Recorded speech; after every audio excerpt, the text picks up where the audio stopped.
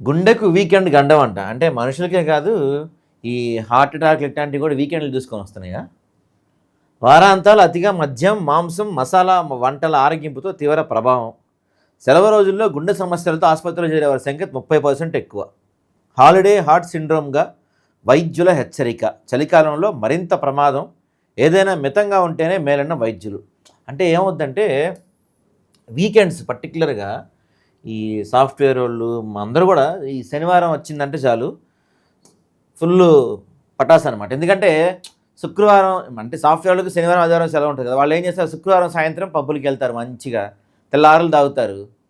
ఎండాకాలం ఈ రకరకాల డీహైడ్రేట్ అవుతారు. హార్ట్ అటాక్‌లు ఇట్లా వచ్చే అవకాశం ఉందని చెప్తున్నారు. అయితే వీకెండ్స్‌లో ఎక్కువ వస్తున్నాయంట. ఎందుకంటే దట్టు సండే వచ్చిందంటే మన ప్రతి ఇంట్లల్లో మొక్కు ఉండాల్సిందే. నాన్ వెజ్ లేకుండా సండే ఏ ఇల్లు ఉండదు దాదాపుగా. 100లో 90% మంది. సరే వేరే తిన్నవాళ్ళ సంగతి చెప్పట్లేదు, తినేవాళ్ళ సంగతి. దాదాపు తింటారు కదా! సో కాబట్టి వాటి వల్ల వీకెండ్స్‌లో ఎక్కువగా ఈ హార్ట్ స్ట్రోక్‌లు వస్తూ ఉంటాయంటండి. ఎప్పుడో వారానికి ఓసారి ఓ పెగ్గేస్తే ఏం కాదులే, చికెన్‌తో 4 ముద్దలు ఎక్కువ తింటే కొంపలే మునగోలే అనుకుంటూ చాలామంది వారాంతం పండుగ సమయాల్లో మద్యం, మాంసం, మసాలా ఆహార పదార్థాలు ఎక్కువగా ఆరగిస్తూ ఉంటారు. అయితే ఇలాంటి చిన్న చిన్న పొరపాట్లే గుండెకు చేటు చేస్తాయని వైద్యులు చెప్తున్నారు. దీన్ని వైద్య పరిభాషలో హాలిడే హార్ట్ సిండ్రోమ్గా పిలుస్తారని, వారాంతం హాలిడే సీజన్లో గుండె సంబంధిత సమస్యలు పెరుగుతున్నాయని ఆందోళన వ్యక్తం చేస్తున్నారు.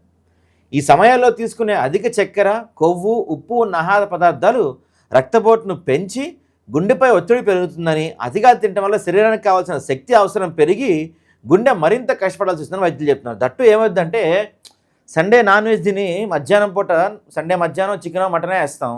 వేసి ఏం చేస్తారు, మోస్ట్లీ పడుకుంటారు. సండే మధ్యాహ్నం మోస్ట్లీ పడుకుంటారు.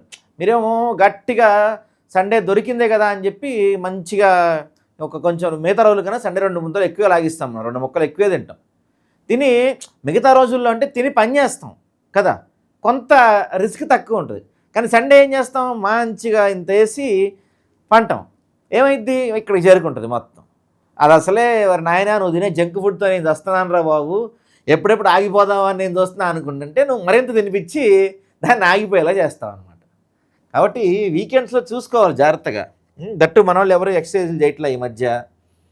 సాధారణ రోజుల కంటే సెలవులు, వారాంతాల్లో హాస్పిటల్స్లో హార్ట్ ఫెయిల్యూర్ కేసులు 30% ఎక్కువగా నమోదవుతున్నాయని యశోద ఆసుపత్రి కార్డియాలజిస్ట్ జగదీష్ చెప్పారంట. గతేడాది సాధారణ చెకప్లో పరీక్షలు చేయగా బ్లాకేజ్లో నిర్ధారణ కావడంలో 68% మందికి అప్పటికప్పుడు స్టంట్లు వేయాల్సి వచ్చింది. గుండె వైఫల్యంతో మరణాలు శీతాకాలంలో సుమారు 20 నుంచి 30% ఎక్కువగా ఉంటాయంట. సమ్మర్లో కన్నా వింటర్లోనే ఎక్కువ ఉంటాయంటండి ఈ హార్ట్ అటాక్లు. అయితే కొంతకాలంగా వారాంతం సెలవు అంటే వీకెండ్స్, సెలవుల వేళ మద్యపానం సామాజిక అలవాటుగా మారుతుందని, ఆఫీస్ పార్టీలు, కుటుంబ వేడుకలు, స్నేహితుల సమావేశాలు, కార్యక్రమం ఏదైనా మితిమీరిన మద్యపానం గుండెకు విద్యుత్ వ్యవస్థను అస్తవ్యస్తం చేస్తుందని వైద్యులు చెప్తున్నారు.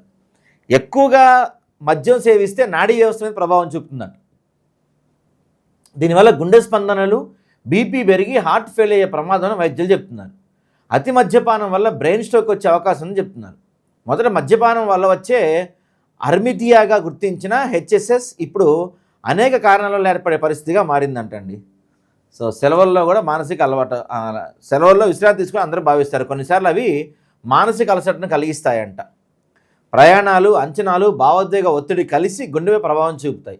ఆరోగ్యంగా ఉన్నవారిపైన కూడా ఈ ప్రభావం ఉంటుందంటండి. దీంతో గుండె దడ పెరుగుతుందంట. వారాంత సమయాలు రాత్రుల తర్వాత అకస్మాత్తుగా చలికి గురైతే గుండె కండరాలకు తగినంత రక్తం, ఆక్సిజన్ అందక ఛాతీ నొప్పి వచ్చి గుండెపోటుకు గురే అవకాశం ఉంటుందంట. సో ఏదైనా సరే మితంగా తీసుకోవాలి. ఉంది కదా, దొరికింది కదా అని చెప్పి ఎక్కువ వేయకుండా ఏదైనా సరే ఒక బడ్జెట్లో, లిమిట్లో తీసుకుంటే బెటర్ అని చెప్తున్నారు డాక్టర్లు. చూసుకోండి, వీకెండ్ కదా ఏముందిలే, ఒక పెగ్ ఎక్కువ వేసి ఓ ముక్క ఎక్కువ తిని పండుకున్నామంటే ఇంకా అటు నుంచి అటే పండుకున్న వాళ్ళు లేవరేక చూసుకోండి మరి.